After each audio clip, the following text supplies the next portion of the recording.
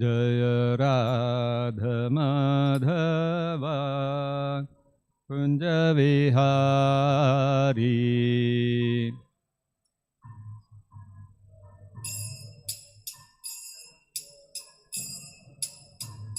जय राधा माधवा कुंज विहारी।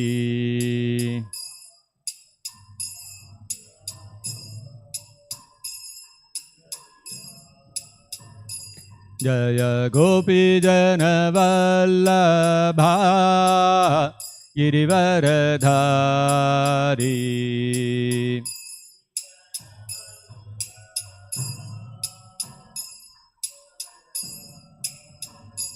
जय गोपी जन वल्लभा गिरिवरधारी।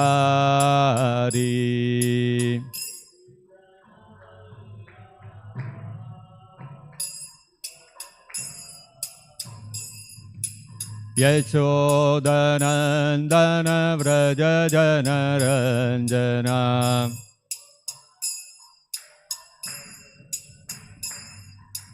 यशोदनन्दन व्रज जनरञ्जना।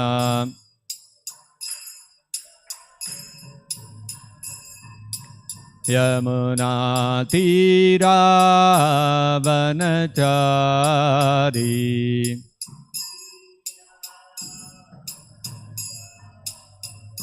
यमुना तीरावनचारी।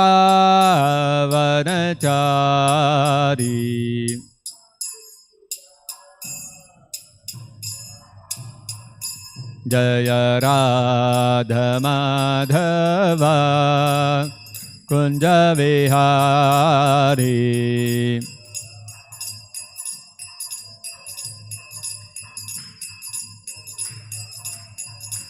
जय गोपी जन वल्लभा गिरिवरधारी।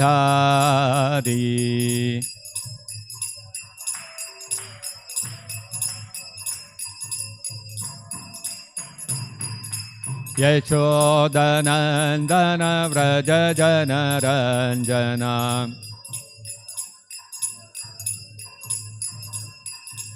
यमुना तीरावनचारी।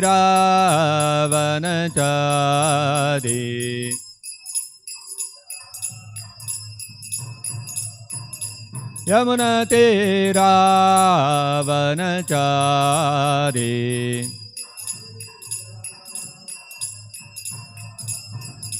जय राधा माधवा कुंज विहारी।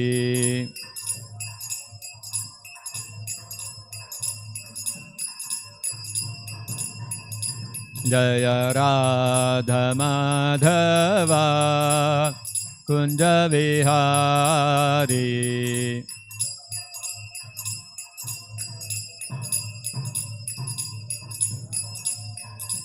जय कृष्ण रुक्मिणी जय सत्यभामा। कृष्ण रुक्मिणी जय सत्यभामा।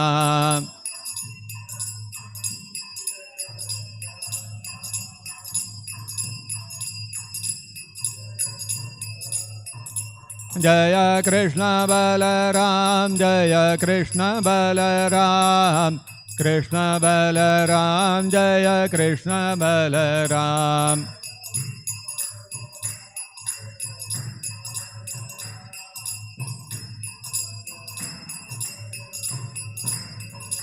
जय गौरनिताय जय गौरनिताय।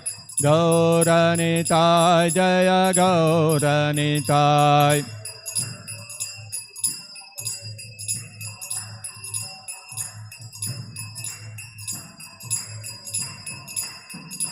जय जय Prabhupada Prabhupada Prabhupada Prabhupada.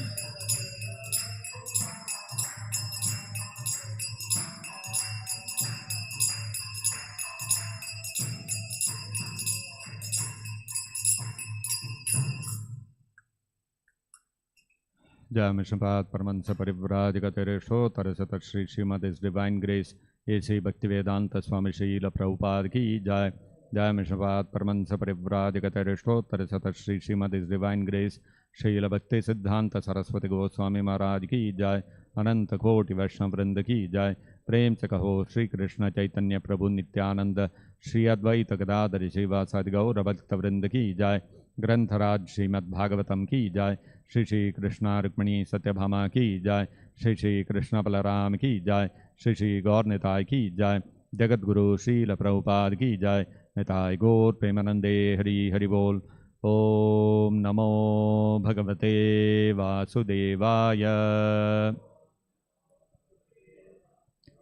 Om Namo Bhagavate Vasudevaya.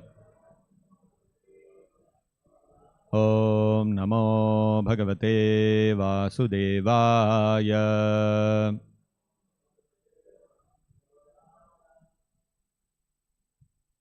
Reading from Srimad-Bhagavatam, Canto 3, Chapter 24, The Renunciation of Kardama Muni, text number 45. Vasudeve Bhagavati Vasudeve Bhagavati Vasudeve Bhagavati Sarvajne Pratyak Atmani Sarvajne Pratyagatmani Sarvajne Pratyagatmani Parena Bhakti Bhavena Parena Bhakti Bhavena Parena Bhakti Bhavena Labdha Atma Mukta Bandhanaha Labdhatma Mukta Bandhanaha Labdhatma Mukta Bandhanaha Vasudeve Bhagavati Sarvajne Pratyagatmani Parena Bhakti Bhavena Labdhatma Mukta Bandhanaha Vasudeve Bhagavati Sarvajne Pratyagatmani Parena Bhakti Bhavena Labdhatma Mukta Bandhanaha.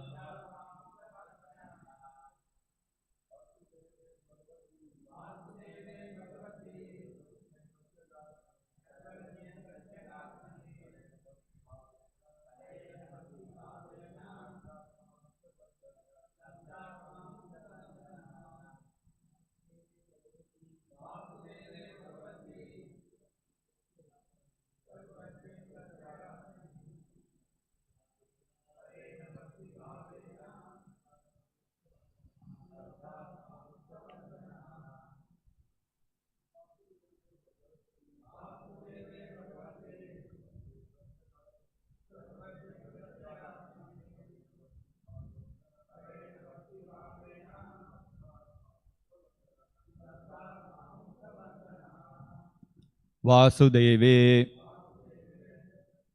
to Vasudeva, Bhagavati, the personality of Godhead, Sarvajne, omniscient, Pratyak Atmani, the super soul within everyone, Parena, transcendental, Bhakti Bhavena, by devotional service, Labdha Atma, being situated in himself, Mukta Bandhanaha, liberated from material bondage. Translation and purport by His Divine Grace Srila Prabhupada. He thus became liberated from conditioned life and became self-situated in transcendental devotional service to the personality of Godhead Vasudeva, the omniscient super soul within everyone. Kindly repeat. He thus became liberated from conditioned life and became self-situated in transcendental devotional service to the personality of Godhead Vasudeva, the omniscient super soul within everyone. Purport by Srila Prabhupada. When one engages in the transcendental devotional service of the Lord, one becomes aware that his constitutional position as an individual soul is to be eternally a servitor of the Supreme Lord Vasudeva. Self-realization does not mean that because the Supreme Soul and the individual soul are both souls, they are equal in every respect. The individual soul is prone to be conditioned, and the Supreme Soul is never conditioned. When the conditioned soul realizes that he is subordinate to the Supreme Soul, his position is called Labdhatma, self-realization, or Mukta Bandhana, freedom from material contamination. Material contamination continues as long as one thinks that he is as good as the Supreme Lord or is equal with him. This condition is the last snare of Maya. Maya always influences the conditioned soul. Even after much meditation and speculation, if one continues to think himself one with the Supreme Lord, it is to be understood that he is still in the last snares of the spell of Maya. The word parena is very significant. Para means transcendental, untinged by material contamination. Full consciousness that one is an eternal servant of the Lord is called Parabhakti. If one has any identification with material things and executes devotional service for attainment of some material gain, that is Viddha Bhakti, contaminated Bhakti. One can actually become liberated by execution of Parabhakti. Another word mentioned here is Sarvajne. The super soul sitting within the heart is all cognizant. He knows, I may forget my past activities due to the change of the body, but because the Supreme Lord as Paramatma is sitting within me, he knows everything. Therefore, the result of my past karma or past activities is awarded to me. I may forget, but he awards me suffering or enjoyment for the misdeeds or good deeds of my past life. One should not think that he is freed from reaction because he has forgotten the actions of his past life. Reactions will take place, and what kind of reactions there will be is judged by the super soul, the witness. Thus ends the Bhaktivedanta purport. Om Ajnanatimirandhasya Jnananjanashalakaya Chakshurunmilitam Yena Tasmai Shri Gurave Namaha. Nama Om Vishnupadaya Krishna Presthaya Bhutale Srimate Bhaktivedanta Swaminiti Namine Namaste Saraswate Deve Gauravani Pracharine Nirvishesha Shunyavadi Paschatya Deshatarine Jaya Shri Krishna Chaitanya Prabhu Nityananda Shri Advaita Gadadhara Shri Vasadi Gaura Bhakta Vrinda Hare Krishna Krishna Krishna Hare Hare Hare Rama Rama Rama Hare Hare Mukam Karoti Vachalam Pangum Langhayate Girim Yat Kripatamaham Mande Shri Gurum Dinataranam.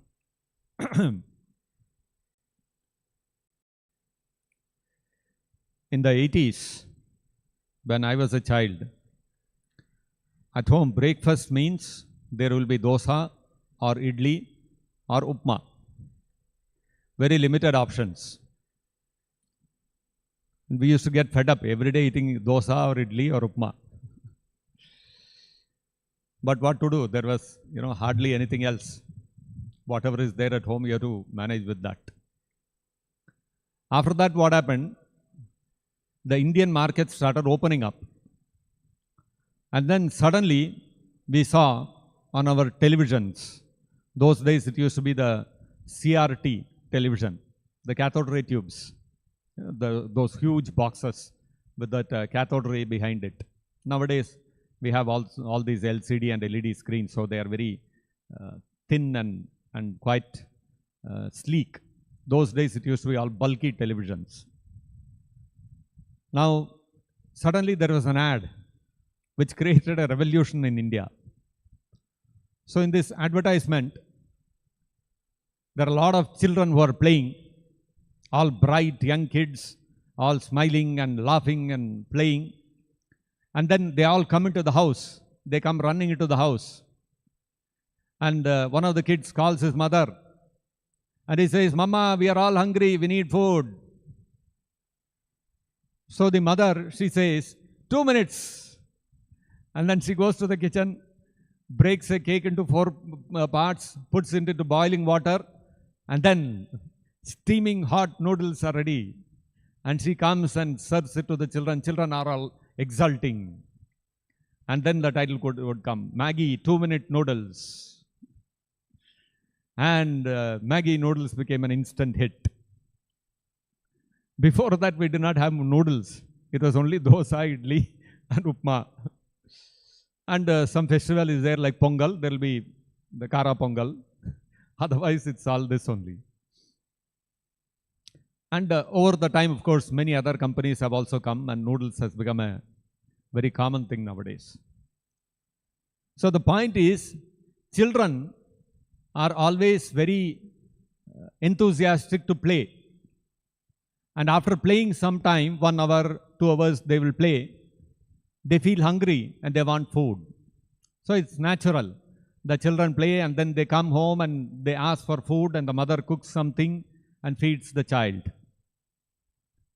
In the Srimad-Bhagavatam, there is the description of a child, 5-year-old child. Yaha panchahayano matra pratarashaya yachitaha naichad rachayan sapariyam naichad rachayan tasya sapariyam balalilam. So this child, 5-year-old, panchahayanaha, 5-year-old child, balalilam, he was engaged in playing. Like all children at that age, they are all very enthusiastic to play. Like in this Maggie noodles also it showed, all the children were very enthusiastically playing. So this child, 5-year-old child, he was playing. And but then he was not playing cricket or table tennis or, all this kalla police and, all those kind of, he was not playing all those things. What was he doing? He had deities of Radha and Krishna. Excuse me.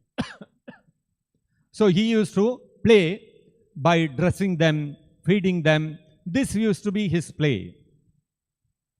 And then early in the morning he would wake up and he would start his activities. He would dress Radha and Krishna, then he would feed them, he would do arati for them. Children, they do all these kind of things.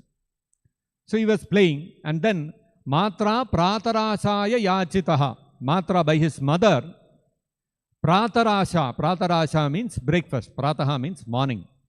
Pratarasha means breakfast. Pratarashaya Yachitaha. He was called by his mother, this child. The mother called the child, my dear son, come for your breakfast. Breakfast is ready.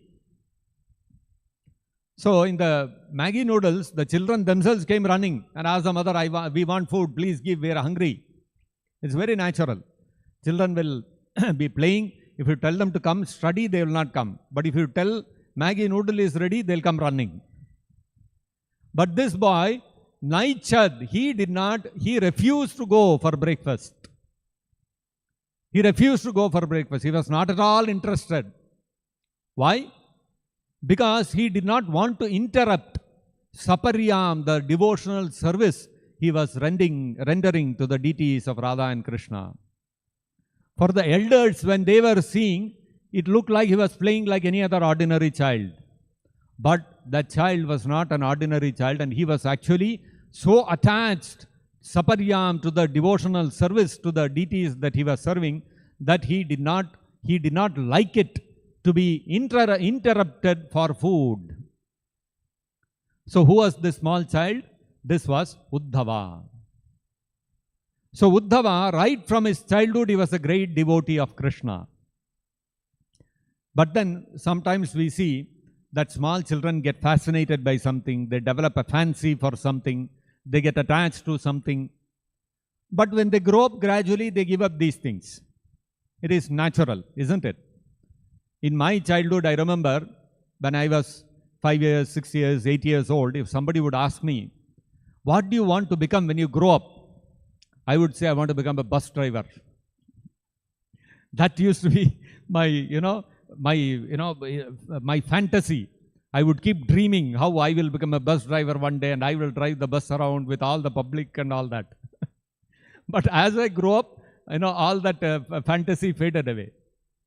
So this is how, when we are children, we get a fancy for something and we develop a great attachment to that. But as we grow, other things replace those desires. We want to get a good job, we want to make money in life, we want to have a good family, we want to have our own house, all these things start taking precedence. So this child, Uddhava, as a child, he was attached to worshipping the deities of Radha and Krishna. So as he grew up, what happened to him? Did this continue or did it get replaced by other things just like it happens with all of us ordinarily? So many years later, almost 125 years later, what happened was Uddhava, after the Kurukshetra war got over and all the Lord Krishna had disappeared, all the Yadavas had disappeared, he had quit Dwaraka and he had come to Haridwar. And there it so happened that Vidura came and met him. When Vidura met him, it is described about Uddhava that Uddhava at that time, he had become already old. You can imagine 120 years old he has become. He was almost of the same age as Krishna. So he had become so old. So when Vidura met him, what was his status? That is described in the Bhagavatam. So the Bhagavatam says, Saha Katham, how he was when Vidura met him, how did he see him? How was he engaged? So, Sakatham Sevaya Kalena Jarasam Gataha. So, Kalena, in due course of time, Jarasam Gataha, he had become very old. Jara means old age in Sanskrit. So, Kalena Jarasam Gataha, in due course of time, he had become old. But, Sevaya, Tasya Sevaya, his devotional service, his spirit of devotional service to Krishna had never slackened. With whatever enthusiasm and energy and the kind of attachment he was serving Krishna when he was a 5-year-old child, that same attachment, that same spirit and that same energy was continuing even after 100 years. So, and when Vidura met Uddhava, he asked Uddhava, because Vidura had left Hastinapura before the Kurukshetra war started. So he was going from place to place on a pilgrimage, and he was totally out of touch with what was happening in Hastinapura. So the moment he met Uddhava, he became very happy, and he started asking him, "Oh Uddhava, so wonderful that I am meeting you here in Haridwar. How is everybody in Dwaraka? How is Vasudeva? How is Ugrasena? How are Krishna and Balaram? How is Pradyumna, Aniruddha? So, and what happened to the Pandavas? Did the battle of did the Pandavas and the Kauravas fight? Did Yudhishthira get back his rightful kingdom? What has happened? I'm not aware of what is going on. Please tell me." So Prishtaha, when Uddhava was questioned like this, Prishto Vartam, when he was questioned like this, Shri Krishna Prishto Vartam Pratibhruyat Bhartuh Padamanusmaran. Immediately when he questioned like this, Vidura questioned like this, moment he questioned like this, Uddhava lost himself, remembering Bhartuh Padamanusmaran, remembering the lotus feet of his master. Who was Uddhava's master? Lord Krishna. So he remembered Lord Krishna and he completely forgot himself. So you can see, even at that time, right from his childhood till his old age, his devotion to Krishna never slackened. His attachment for Krishna never slackened. His spirit of rendering service to Krishna never diminished. This is actually the sign of a Nitya Siddha, of a devotee who is eternally perfect. He is not a conditioned soul who has become pure after rendering sadhana bhakti. He is right from birth, he was already a liberated personality. So he was a Nitya Siddha. Now when Krishna was ruling over Dwaraka, and before Krishna ruled over Dwaraka, when Krishna was in Mathura, Krishna had come to Mathura from Vrindavan and he killed Kamsa. After killing Kamsa, Krishna was sent by Vasudeva and Devaki to Ujjain, to Sandipani Muni's ashram, to undergo the samskara of getting the Upavita, the sacred thread, and also to get educated in the different fields of knowledge which Kshatriyas are required to learn. Krishna went to Ujjain, and under Sandipani Muni, every day he would learn a new science of knowledge. And by the end of the day, he would be expert in that, both Krishna and Balaram. So like this, they learnt 64 branches of knowledge. And within 64 days, they were expert in all of them. Like classical singing, dancing, diplomacy, Sam, Dam, Dand, Bhed, how to use all these tools to gain victory over the opposing enemy. All these different kinds of things, all branches of knowledge, how to identify different precious metals in the earth, how to identify different diamonds, gemology, all these kind of things, everything, practically everything they learned. And after that, Sandipani Muni wanted a Guru Dakshina to get back his son who had been killed when he went to the ocean. So, Krishna and Balaram brought back Sandipani Muni's son, and then Krishna and Balaram went back to Mathura. So, in about 2.5 months, they had completed their entire education and they came back. The moment Krishna came back to Mathura, the first thing what did he do? He called Uddhava. Krishna's intention was that the gopis, they are my great devotees, they are all suffering in great separation from me. So I have to alleviate their suffering. Not only that, even Yasodamai and Nandamara, they are also in great grief of separation. So I have to mitigate their suffering. So Krishna thought, let me send a message to them. And for that, he thought, let me send Uddhava. Because Krishna had two reasons for sending Uddhava. One was that Uddhava was a great learned scholar, being a disciple of Brihaspati himself. Krishna wanted to send Uddhava to expose him to the devotion of the gopis so that Uddhava would progress even further. And also to demonstrate to the world that even if one has become a great scholar, to become a disciple of Brihaspati, who is the priest of all the devatas, there can be no greater scholar than Brihaspati. Even if you become the disciple of Brihaspati, still your scholarship is no match for the simple cowherd girls, the gopis of Raja. So that establishes their supreme position as his topmost devotees. This was one reason. Another reason was Krishna wanted somebody who would be able to understand, mature enough to be able to understand the situation of the gopis and Nanda Maharaj and Yasodamai and present his message to them in a suitable way so that they could be pacified.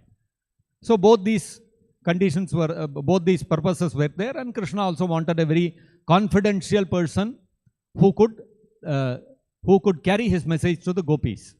Carrying his message to Nanda Maharaj and Yasodamai is not a major thing. But then to the gopis, it has to be somebody very confidential. So therefore, Krishna chose Uddhava. Now when Krishna called Uddhava, he clasped Uddhava's hand. Tamaha Bhagavan Preshtam Bhaktam Ekantinam Kvachit. So Krishna, when he called Uddhava, the characteristics of Uddhava are described. Why Krishna chose Uddhava? Preshtam, he was very dear, the most dear to Krishna. The word Krishna Preshtha refers to the most confidential and the dearmost devotees of Krishna, the very intimate, personal devotees of Krishna. There are ordinary devotees, and there are confidential devotees, and then there are most dearmost devotees. So the Preshthas are those who are the dearmost to Krishna. So Preshtham Bhaktam, Uddhava was a Preshtha Bhakta. You're not an ordinary Bhakta. He was a Preshtha. He was the dearmost devotee of Krishna. Preshtham Bhaktam Ekantinam. And he was an Ekanta Bhakta. So, Grihitva Panina Panim Prapannartha Haro Harihi. So, Hari, Krishna, who is Prapannartha Haro. So, he is the person, Prapanna, one who surrenders unto him. Anybody who surrenders unto Krishna, his artha, all his miseries and sufferings and distresses, Haraha, he takes away. So, that Krishna, who is known as Hari, because he takes away all the distresses of a devotee who is surrendered to him. That Krishna, he clasped the hand of Uddhava and he requested him to carry his message to the gopis. So this is the characteristic of Uddhava, that he is a Preshta Bhakta and he is an Ekanti. Preshtam Bhaktam Ekantinam. So what is this Ekanti? What is this Ekanta Bhakta?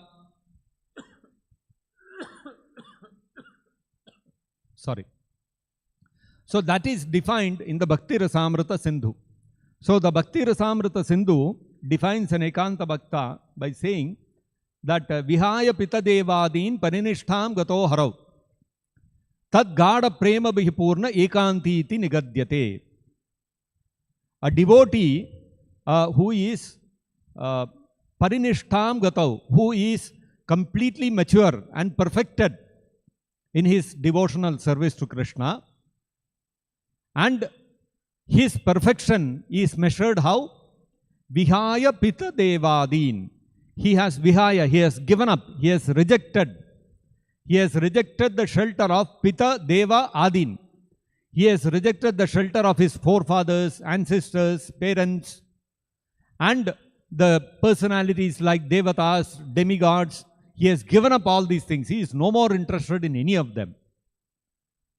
And he is exclusively devoted to Krishna. So, in this material world, we take shelter of so many personalities. We depend upon our parents, we depend upon our friends, upon our relatives, and some people are great devotees of the devatas. Some other people take shelter of some great sadhu, some great jnani. Oh, this sadhu, he went to the Himalayas, he did tapasya for so many years, he learned these Upanishads, and he has come, and now he is giving classes on the Upanishads. Oh, he is such a great jnani. So they go to him, oh Swamiji, we should go and take shelter, we should take instructions from Swamiji. So people go and surrender to these kind of sadhus. Some people take shelter of some big businessman, some rich man, or some people take shelter of some very politically powerful man. Like this, everybody has got somebody else or the other to depend upon. But a Parinishtham Gata, a person who has achieved maturity and perfection in devotional service to Krishna, Vihaya Pita Devadin, he rejects all these other personalities and surrenders only unto Krishna. And not only that, why does he do that? Out of fear? Like, sometimes there was one interview with a person on, some American, some Christian. So the interviewer was asking him, do you believe in God? So he was saying, yes, I believe in God, but not like a God who is sitting there above somewhere in heaven and he is assessing what I am doing, whether it is right or wrong, and he is dispensing justice like a policeman. I don't believe in a God who is like a policeman. So people have that conception that, somebody is very religious means he is religious because he is afraid. Oh, if I don't follow the instructions of God, then I will go to hell. God will punish me and I will have to suffer. So why does a Parinishta devotee surrender only unto Krishna, giving up everything else, everybody else? Not because he is afraid, but because tad gada prema bihi purna. His heart is filled completely with intense love for Krishna. Out of that intense love for Krishna, he refuses to surrender to anybody else, and he wants the shelter only of the lotus feet of Krishna. Such a devotee, ekanti iti nigadyate. Such a devotee is defined as an ekanti. So, Uddhava was such an ekanta devotee. He refused to surrender unto anybody else, and he had no other desire other than the pleasure of Krishna, right from the age of 5 years. Saparyam, he was interested only in the devotion service of Krishna. Even when Vidura questioned Uddhava about what had happened to the Yadavas, the first thing he did was automatically he remembered the lotus feet of Krishna. Bhartuhu padavanusmaran. Immediately he remembered the lotus feet of Krishna. So constantly he was immersed in love of Krishna. There was no question of having any other desire. And such a devotee is called an ekanti. So such kind of ekanta bhakta, ekanti bhakti, is actually completely transcendental, and which is referred to in today's verse as parena bhakti bhavena, parabhakti. This parabhakti, transcendental bhakti, is differentiated from contaminated bhakti. Devotional service, as Prabhupada is mentioning in the purport, can be Viddha Bhakti or Mishra Bhakti, and it can be Parabhakti or Ekanti Bhakti or Ananya Bhakti, as Krishna says in the Bhagavad-gita. So this word Parabhakti is also not some new word, because in the Shastras it is said, Yasya deve parabhaktir yatha deve tatha gurau tasyaite katita hi arthaha prakashante hi mahatmanaha. A person who has parabhakti to Krishna and who has similar parabhakti in the spiritual master, to such a person only the import of all the Vedas are revealed within the heart. The actual meaning of the Vedic scriptures are revealed in the heart of a person who has parabhakti to Krishna and parabhakti to the authorized bona fide spiritual master like Srila Prabhupada. So we may not have parabhakti to Krishna, but if we have parabhakti to Srila Prabhupada, automatically the essence of all the Vedic scriptures will get revealed in our heart. And that is why we are all able to understand after reading the Bhagavad-gita that Krishna is the Supreme Personality of Godhead. We did not come to the conclusion that Krishna is the Supreme Personality of Godhead because we are ekanta bhaktas like Uddhava or somebody like that. We came to the conclusion that Krishna is the Supreme Person. How? Because we surrendered to Srila Prabhupada. So, if we have parabhakti to the Guru, to Srila Prabhupada, then it is as good as parabhakti to Krishna. So, in the Bhagavad-gita, both kinds of devotional service are described, Viddha Bhakti or Mishra Bhakti, as well as Ananya Bhakti. In the 7th chapter of the Bhagavad-gita, the 4 kinds of people who engage in Mishra Bhakti or Viddha Bhakti is described. Chaturvida bhajante maam janaha sukritino arjuna arto jijnasur artharthi jnani cha paratarshava. Artaha, a person who is in distress. Jijnasu, one who is inquisitive. Artharthi, one who is looking for some material benefit, some material prosperity or some material gain. Such a person is called Artharthi. And a person who is already in transcendental knowledge. These are the 4 kinds of people who Krishna says they surrender unto Krishna. So if these 4 kinds of people, those who are in distress, those who are in need of some material gain, those who are inquisitive to know about transcendental subject matter, and those who are already liberated personalities, those who are in knowledge, in spiritual knowledge.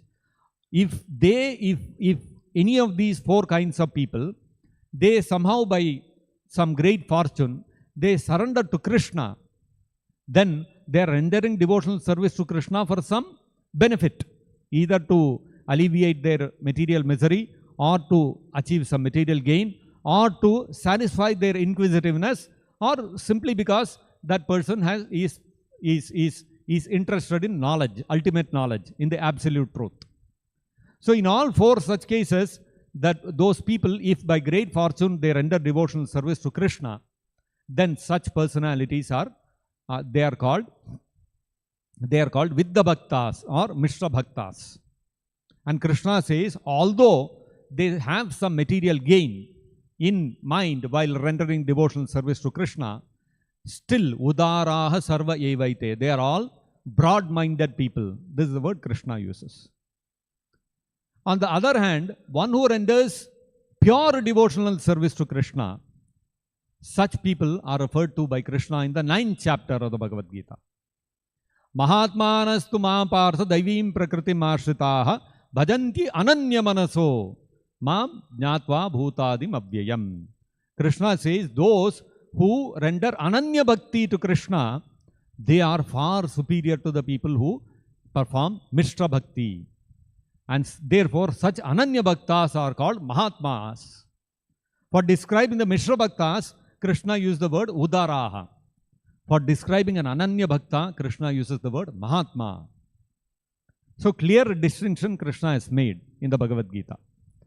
So, although one may render devotional service to Krishna, desiring either some material alleviation, or to gain some material benefit, or to satisfy one's inquisitiveness, or because one is in knowledge of the absolute truth. In all these cases, one may render devotional service, but one cannot cross over the material world. If you have to cross over the material world and attain ultimate liberation, then Mahatmanastu Mahapartha Daivim Prakritim Ashritaha. So such people who have Ananya Bhakti to Krishna, only they are able to cross over the material nescience. That is what Prabhupada also is saying in the purport. What is Prabhupada saying? Prabhupada is saying one can actually become liberated by execution of Parabhakti. If one has any identification with material things and executes devotional service for attainment of some material gain, that is Vidya Bhakti, contaminated Bhakti, one can actually become liberated by execution of Parabhakti. Therefore, if we have to become liberated from this material world, we have to render Parabhakti or Ananya Bhakti or Ekanti Bhakti, which is to render devotional service to Krishna without surrendering to anybody else and only for the purpose of the pleasure of Krishna. So then why does Krishna use the word Udaraha for those who are Mishra Bhaktas? Because if they are not eligible for liberation, they are as good as any other karmi, any other person wanting some material benefit. He goes and worships some devata. What will happen? He wants to go to Swarga, or he wants to enjoy in this material world. He goes to some devata like Indra or Ganesha or Lord Shiva and worships them. So what is the difference between such a person and a person, Mishra Bhakta, who wants such material benefit but surrenders to Krishna instead of going to any other devata? So what is the difference? Because ultimately both of them are not liberated. They are still caught up in this material world. The advantage of approaching Krishna instead of approaching any other devata, even if one has any material desires, is that there is a possibility that that person can become purified of his material desires and he can become an Ananya Bhakta. So, Bhagavad-gita describes both Mishra Bhaktas as well as Ananya Bhaktas. But if you look at the Bhagavatam, the Srimad-Bhagavatam talks only of Ananya Bhakti. And the Bhagavatam gives wonderful examples of those who began with Mishra Bhakti but ended up becoming Ananya Bhaktas. So Artaha, who is an Artha who approached Krishna to gain some relief from some distress, but because of that he became a pure devotee. It is Gajendra. Gajendra, in great distress, worshipped Vishnu with beginning. In the beginning he had an intention that I should be freed from this crocodile. But as he started submitting his prayers, realization dawned upon him. And towards the end of the prayers, he said, no matter what happens to me, even if I die by this crocodile, no problem. Please grant me pure devotional service. So he became a pure devotee. And that is how, when Vishnu, he offered his prayers, he began his prayers wanting to become free from the clutches of the crocodile. But towards the end, when finally Vishnu appeared, he did not ask for liberation. He did not ask for freedom from the crocodile. What did he do? Picked up one lotus and offered it to him. So he became an Ananya Bhakta. Artharthi, one who wanted material benefit. Who was that? Dhruva Maharaj. Dhruva Maharaj wanted a kingdom. And for that he worshipped Krishna. Finally, at the end, when Vishnu appeared before him, what happened? Kacham michinvan api divya ratnam. Varam na yache. I don't want any benediction. I don't want kingdom. These are all broken pieces of glass. You are a wonderful divine jewel. Why do I need some broken piece of glass of one kingdom? I am not bothered. I don't want. He gave up his desire. And Jijnasu. Who were the Jijnasus? Those who are inquisitive? The sages in Naimisharanya. The Bhagavatam begins with the inquisitiveness of the sages in Naimisharanya. They had 6 questions which they put forth before Suta Goswami. That is how they began. They simply had some questions and they wanted to hear. And they heard from Suta Goswami very fortunately.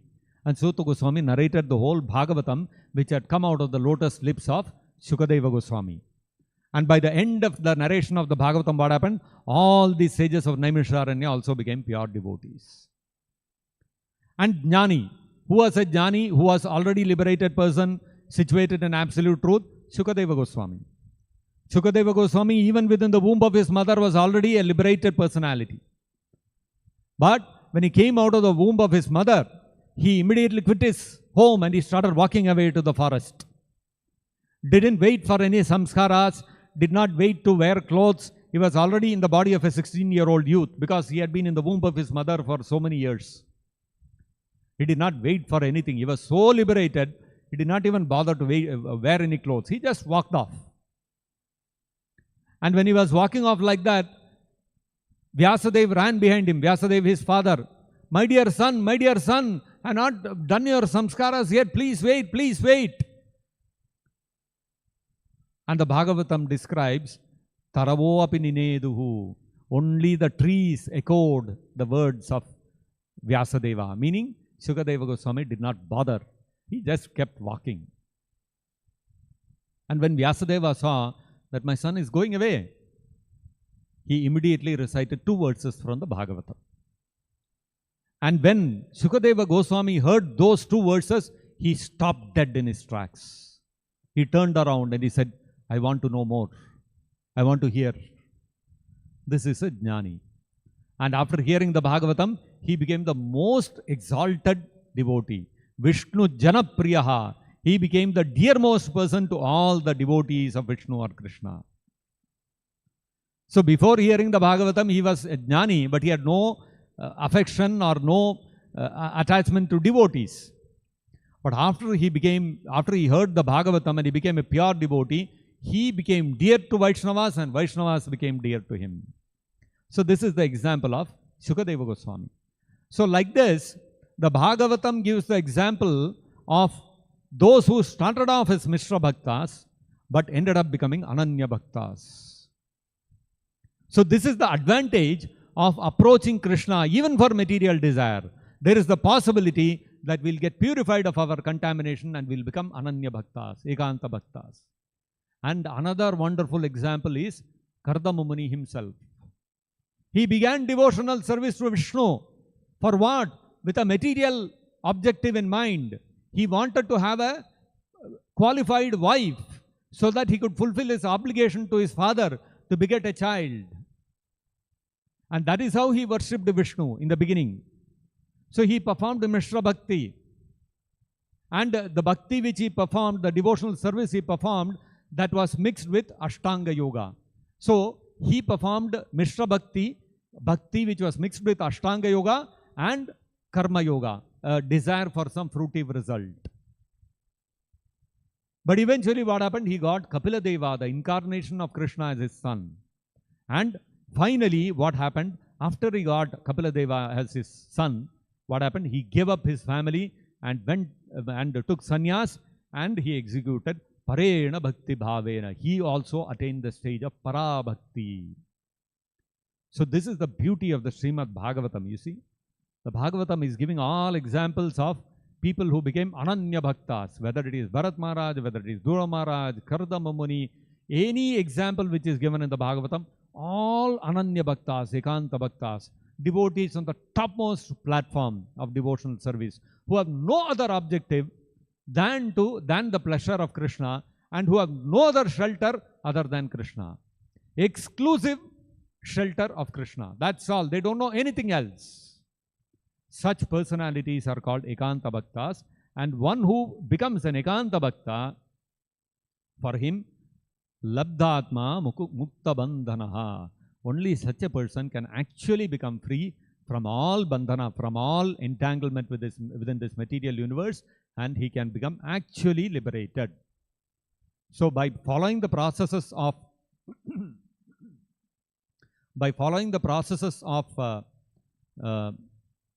Karma Yoga, Ashtanga Yoga, Jnana Yoga, we can attain Mukti.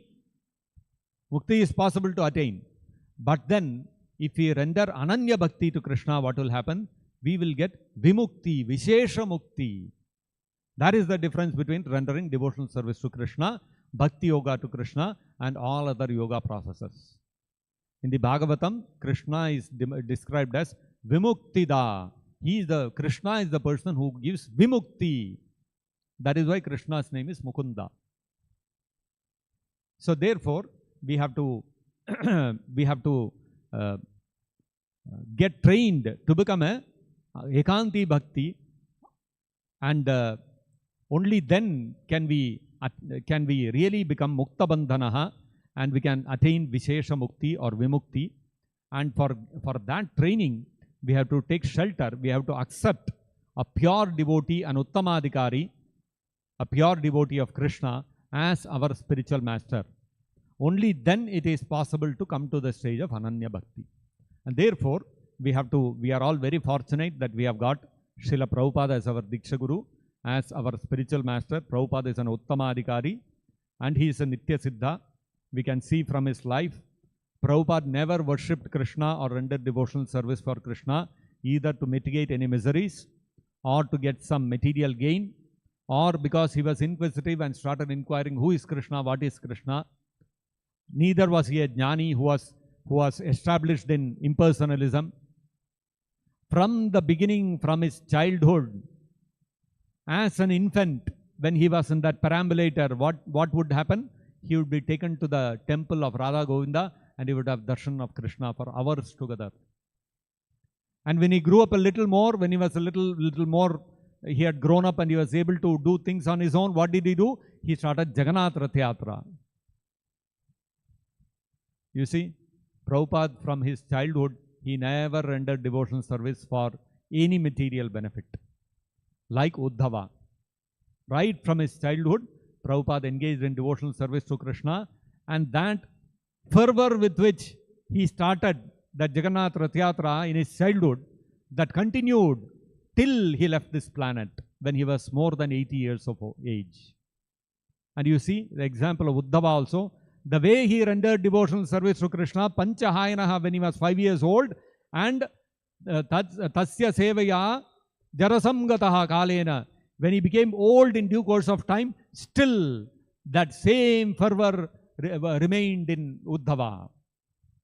And you look at Prabhupada, the fervor with which he started Jagannath Rath Yatra in his childhood in the streets of Calcutta, that same fervor continued even in his old age. Only the place, the location changed, and it became the streets of America and Europe and all over the world. But Prabhupada's fervor never decreased. So this is the sign of an Ekanta Bhakti, Ekanta Bhakta, a pure devotee who is a Nitya Siddha, who is exclusively rendering devotional service to Krishna, who is Parinishtham Gataha, who is perfected in devotional service to Krishna, Vihaya Pita Devadin, and who has given up the shelter of everybody else. No other Devata no other personality. He is the object of his shelter.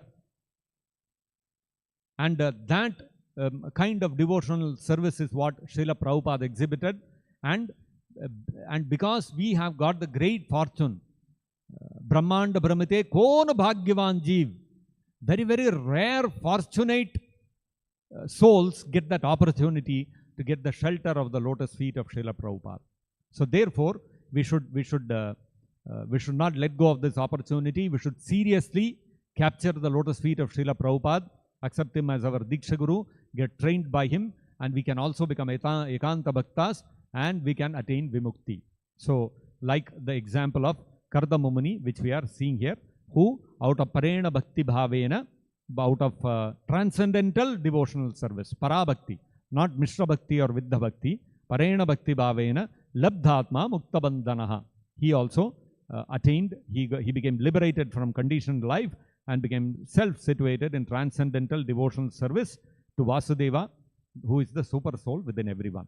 So this is like Kardama Muni, the road, the path, the highway to attain liberation and to become Ekanta Bhaktis is open for us.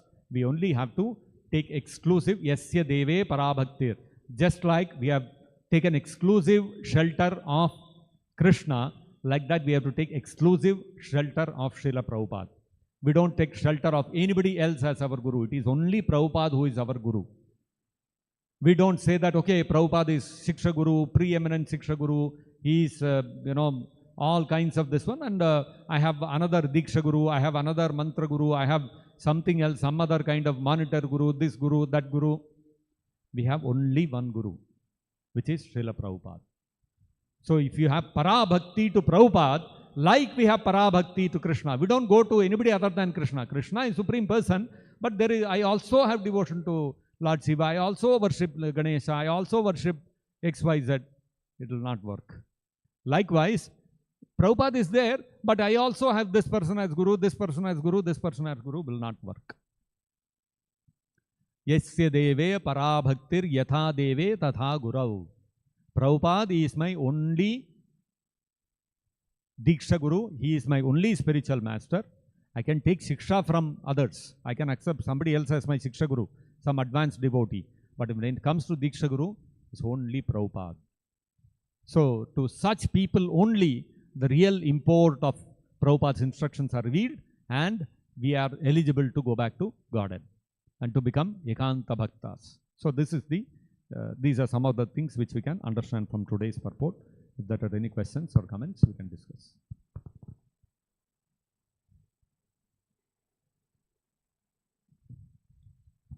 Hare Krishna, Prabhu. Hare Krishna. So Uddhava was worshipping Radha Krishna deities from his childhood, Prabhu? Yes. So even the Parikshit Maharaj also, Uddhava also. So Radha Krishna deity worship was there even during that time? Yeah, yeah. Before? It has always been there. Oh, okay. Any other question? Grantaraj Srimad-Bhagavatam ki jai, Jagat Guru Srila Prabhupada ki jai, Nitai Gaur Premanande Hari Hari Bo.